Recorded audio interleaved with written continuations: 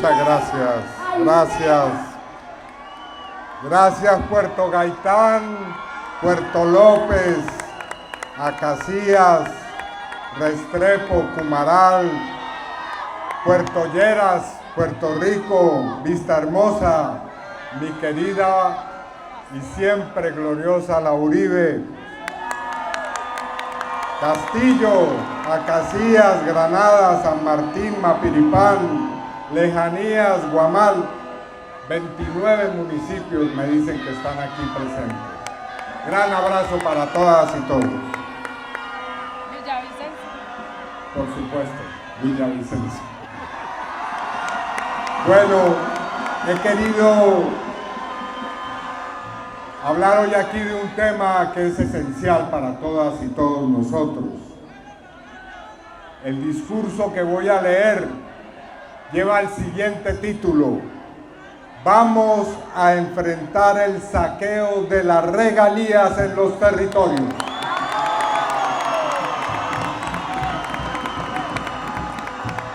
Queridas compañeras y queridos compañeros, saludo de nuevo al pueblo del Meta, a sus organizaciones sociales, a las víctimas de la violencia con las que he trabajado hombro a hombro por la paz, la verdad y la justicia.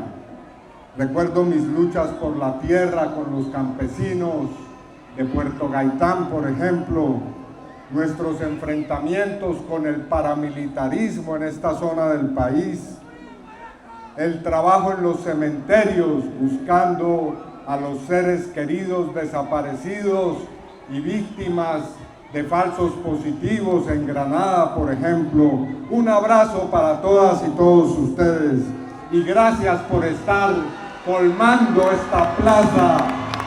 Es una demostración de nuestra fuerza como movimiento político, como la fuerza más importante del país, el gran pacto histórico.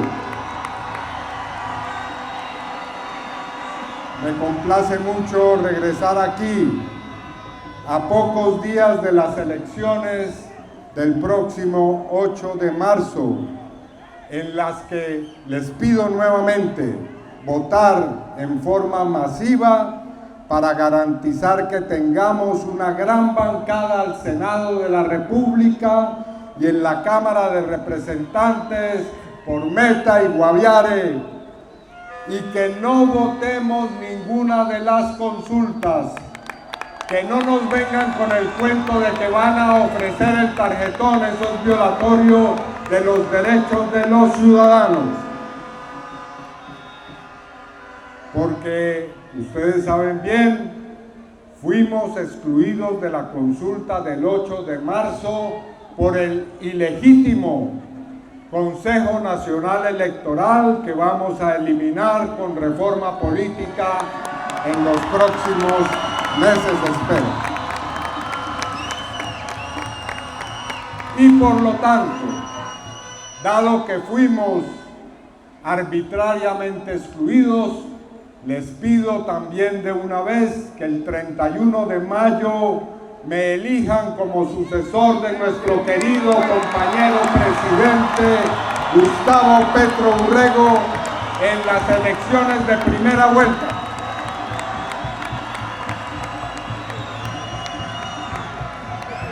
Como ustedes lo saben, la lucha de nuestro gobierno por los derechos sociales.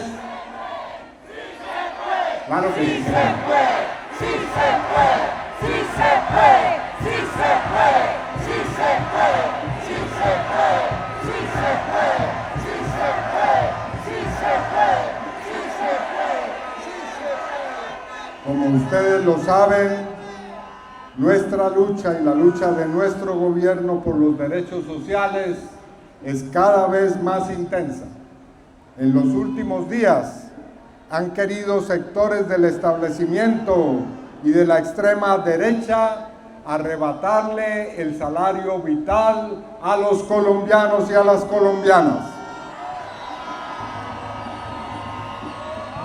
Hasta este gobierno del pacto histórico La costumbre en Colombia era que la clase política y los sectores más ricos podían vivir en la opulencia y al pueblo le tocaba todos los días apretarse el cinturón.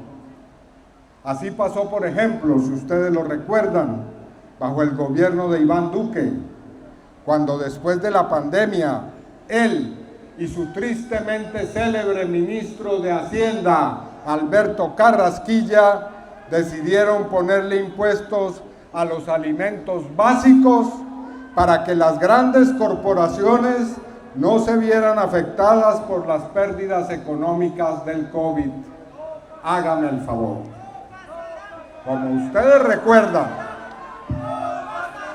eso provocó una inmensa indignación en el país que terminó en el estallido social, en la protesta pacífica pero enérgica de los sectores populares, encabezados por mujeres y jóvenes de la primera línea, y luego vino la elección del gobierno progresista. Algo ha cambiado el país desde el estallido social. El pueblo colombiano ha aprendido que sus derechos son sagrados, que nadie puede venir a acabar con ellos y que si intentan quitarle a la gente lo que ha conquistado en materia social, nos paramos en la raya y salimos a la calle a exigir que nos respeten.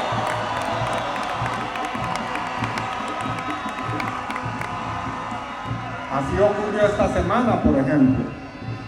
A la gente ya no la van a pisotear impunemente.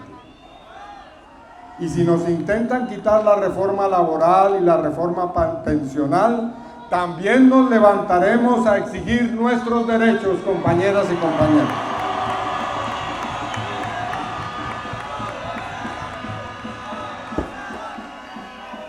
Como les dije,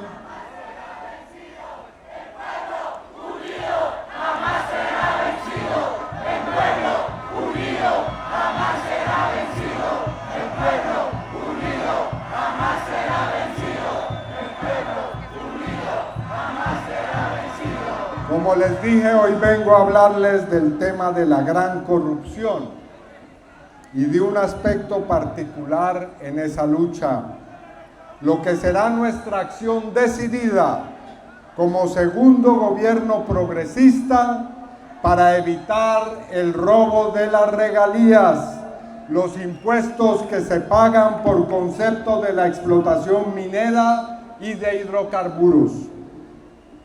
Pero antes de entrar en ese tema, quiero recordarles los 3 principios que hemos enunciado y que tendrá la nueva lucha contra la gran corrupción en mi gobierno.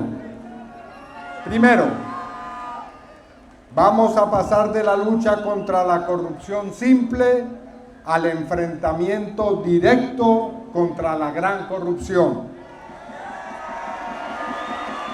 Esto significa que en esta nueva fase que vamos a comenzar, perseguiremos a los corruptos no de manera aislada e individual.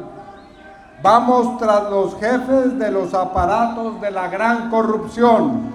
No vamos tras los lugartenientes, vamos tras los capos, que lo oigan.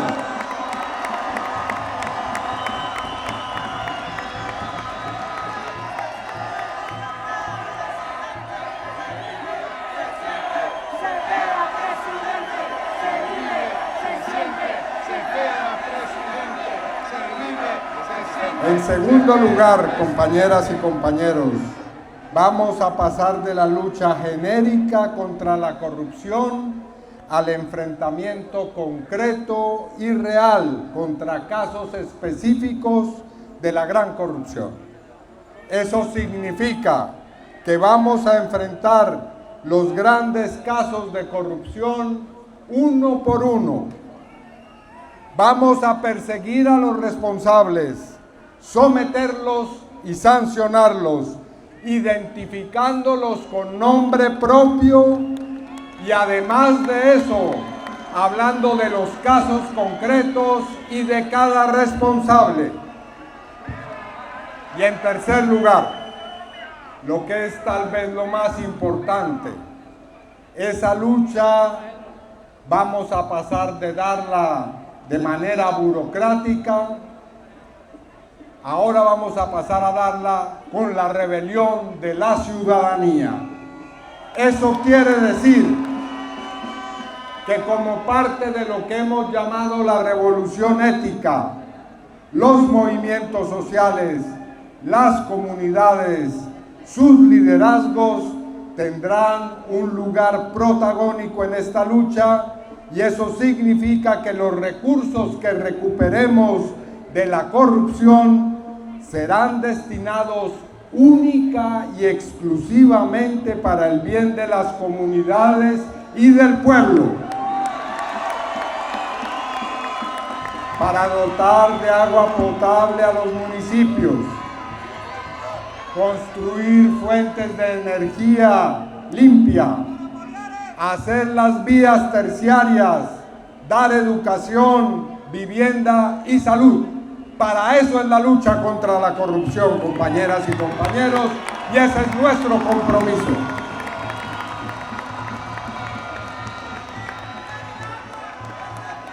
En una visita reciente,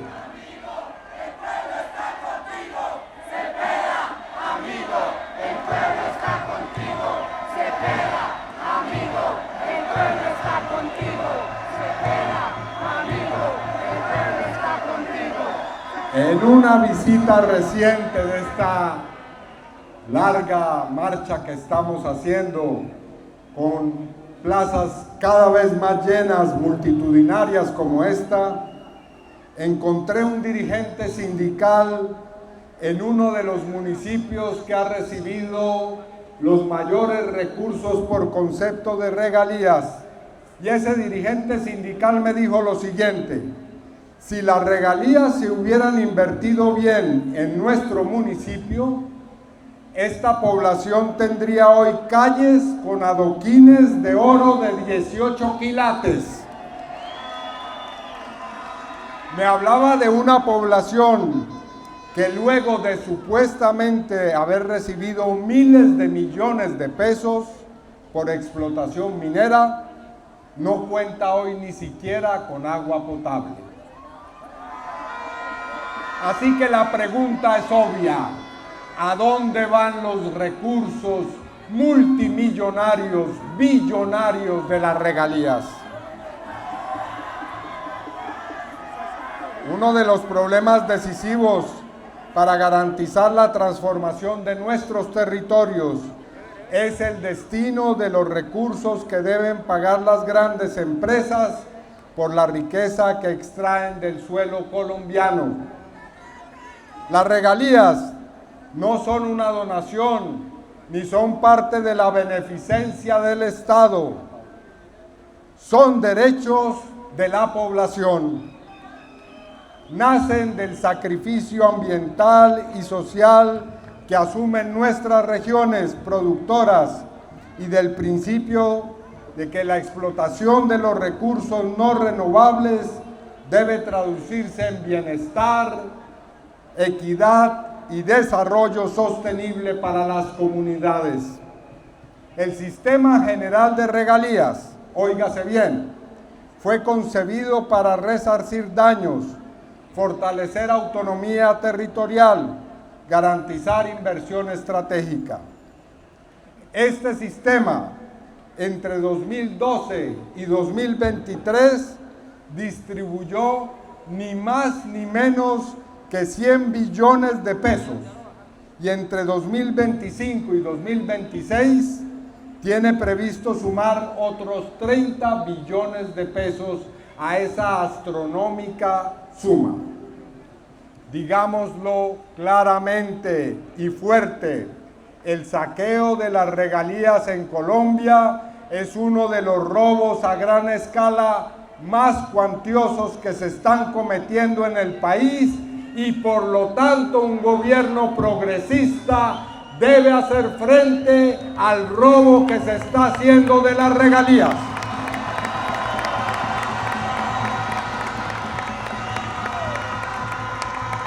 La Contraloría reportó que solo entre 2018 y 2021 más de 10 billones de pesos estuvieron asociados a hallazgos administrativos, fiscales o disciplinarios.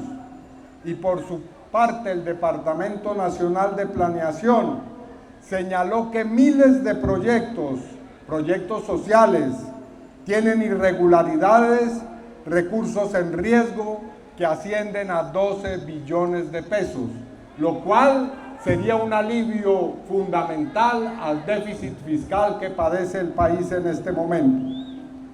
No estamos entonces ante pequeñas cosas, errores fortuitos, pequeño pillaje. Estamos ante una estructura de captura de recursos institucionales. Estamos ante la macro corrupción de las regalías, compañeras y compañeros. Y eso los golpea directamente a ustedes, pueblo del Meta. ¿Cómo se sabe? El departamento del Meta, lo decía el compañero que me antecedió en la palabra, es el corazón petrolero de Colombia.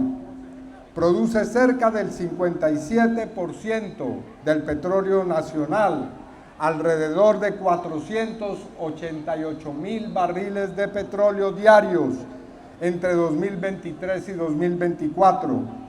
Recibió por este concepto 2.5 billones de pesos por concepto de regalías.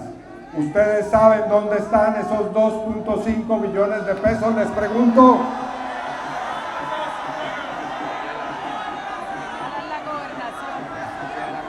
Sí saben. Sin embargo, esa riqueza no se refleja en bienestar ni en justicia social en el departamento. Puerto Gaitán. Se los robaron y se los están robando. Puerto Gaitán es uno de los municipios del país que el año pasado concentró el mayor número de alertas de la Contraloría en materia de proyectos. La Contraloría advirtió que pese a más de 23 billones de pesos invertidos en la región de los Llanos Orientales entre 2012 y 2025, el desarrollo no corresponde a la magnitud de los recursos. Además, óigase bien esto, el diagnóstico nacional de elefantes blancos, se identifican por decenas los proyectos que hay de esa naturaleza, inacabados, dejados a la mitad en este departamento. Voy a poner un ejemplo que a todos nos es familiar. Uno de los casos recientes más escandalosos es el adelantado por el exgobernador Juan Guillermo Zuluaga. Un sistema de purificación de agua en Puerto Gaitán que ha dejado posibles pérdidas por 63.000 millones de pesos. Lo vimos todos en la televisión. Los equipos que se compraron para ello sencillamente no funcionan y la comunidad y los niños de Puerto Gaitán se quedaron sin la posibilidad de agua potable en sus escuelas. Debemos decirlo, no nos debe temblar la voz. Debido a las redes clientelares de macro corrupción en el departamento del Meta, en las que operan políticos, grupos de contratistas y funcionarios delincuentes, el Meta se ha convertido en una gran superficie y en un gran cementerio de elefantes blancos,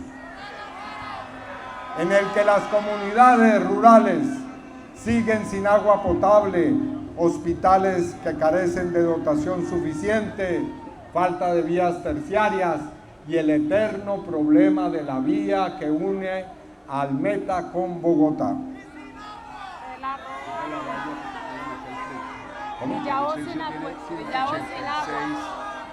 Sí, aquí dice Villavicencio tiene 186 años de fundación y actualmente no tiene un buen acueducto. Buen dato. No hay acueducto, 8 meses sin agua. En mi gobierno, que elegiremos el próximo 31 de mayo, cuando triunfe en primera vuelta, haremos una radiografía meticulosa, detallada de estos casos y procederemos con todo el rigor para que el peso de la ley caiga sobre los responsables.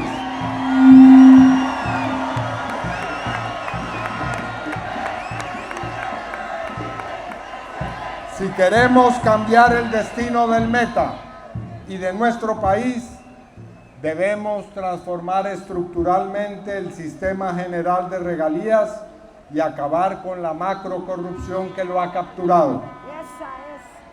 Sin embargo, la corrupción en las regalías no es improvisada, opera como un aparato complejo y perfectamente aceitado. Debemos identificar los mecanismos para, en primer lugar, tener claro a qué nos enfrentamos. Se trata de un aparato que tiene algunas características, las enuncio rápidamente.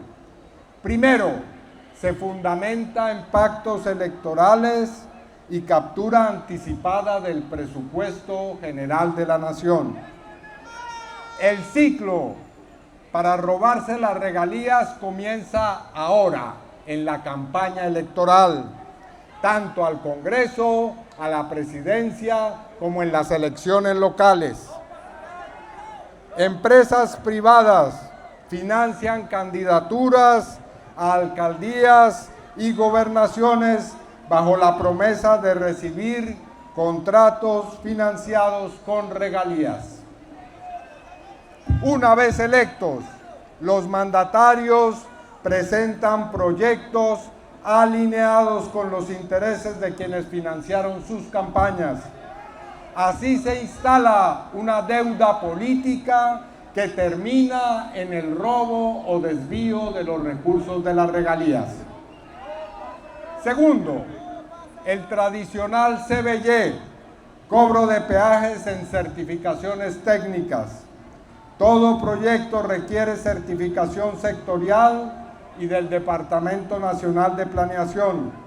Este proceso técnico ha sido capturado en algunos casos por redes clientelares que cobran porcentajes ilegales para expedir certificados y agilizar trámites. Se ha normalizado una práctica perversa, pagar para acceder a recursos públicos. Tercero, administración de recursos obedeciendo a acuerdos politiqueros sin las comunidades.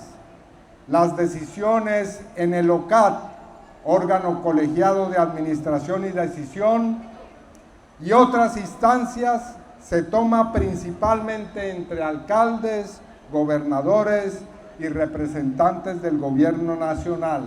Las comunidades no participan de manera efectiva en esas decisiones. Eso tiene que cambiar. Las comunidades deben tener asiento en las decisiones estratégicas del país. Cuarto, obviamente hay un control débil y una impunidad generalizada. Nadie termina respondiendo por los platos rotos, por la corruptela y por el robo. Entonces, tenemos redes poderosas de corrupción sobre las regalías que involucran a empresarios, politiqueros y funcionarios. Hay que destruir esas redes, compañeras y compañeros, con la movilización popular. En nuestro gobierno impulsaremos una reforma profunda del sistema general de regalías. Habrá un equipo especializado desde la Presidencia de la República para hacer seguimiento, acompañamiento y recibir denuncias en tiempo real sobre recursos que se estén robando o desviando de las regalías. Todos los funcionarios que intervengan en estos procesos de seguimiento, de evaluación, de certificación, serán monitoreados por un cuerpo técnico nacional para que pueda garantizarse que actúan de manera transparente y profesional. Acabaremos el clientelismo técnico. Vamos a prohibir la contratación directa con regalías. No puede seguir haciéndose de eso una llave abierta por la que fluyen esos recursos sin control. Y vamos, además de eso, a generar procesos de auditoría mediante la participación de los ciudadanos y ciudadanas, sus organizaciones, para evitar que continúe este gran robo, este gran saqueo. Si recuperamos una parte de los grandes recursos que se están robando por este concepto, tengan la seguridad que habrá para las poblaciones y las comunidades inmensas posibilidades de desarrollo, de tener servicios básicos, comunicación, educación, vivienda y salud, que hoy está siendo robada por unos cuantos inescrupulosos y criminales.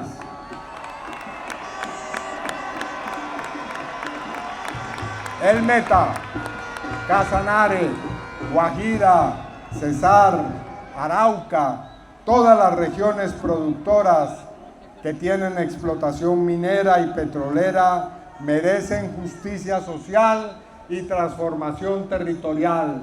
No podemos seguir con los brazos cruzados mientras se pagan cuantiosos recursos por concepto de explotación minera y los niños se siguen muriendo de hambre y de sed en algunas partes del país.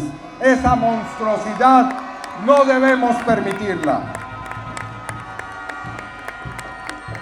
Ni un peso más para la corrupción, ni una obra más convertida en elefante blanco, ni una comunidad más esperando agua potable mientras otros se enriquecen. En honor a nuestro pueblo, cumpliremos. Para ello, les reitero, a votar el 8 de marzo por nuestras listas cerradas al Senado y la Cámara, por esta gran nómina de candidatas y candidatos, Cámara de Representantes, por supuesto.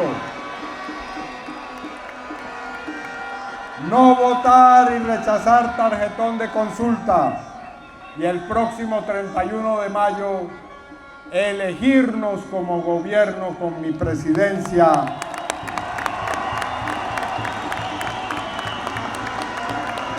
Para ser el sucesor de nuestro querido compañero presidente Gustavo Petro Urrego, a quien desde aquí enviamos nuestro reconocimiento por su infatigable labor en defensa del pueblo colombiano y sus derechos.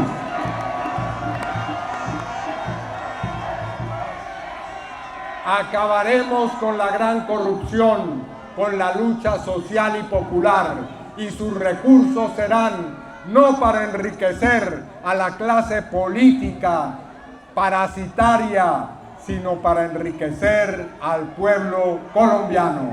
¡Que viva el pacto histórico, compañeras y compañeros! ¡Que viva el pueblo del Meta, heroico! ¡Que viva nuestro compañero presidente Gustavo Petro Urrego! Presidente, queremos hacer un tema de este sombrero como un símbolo de todo este pueblo. ¿Cuál es el derecho? parte Carmen Mayusa.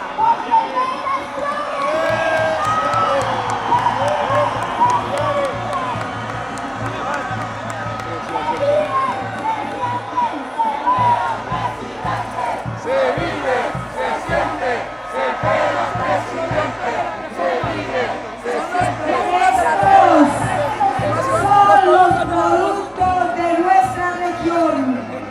Y ese sombrero significa el amor de nuestra región.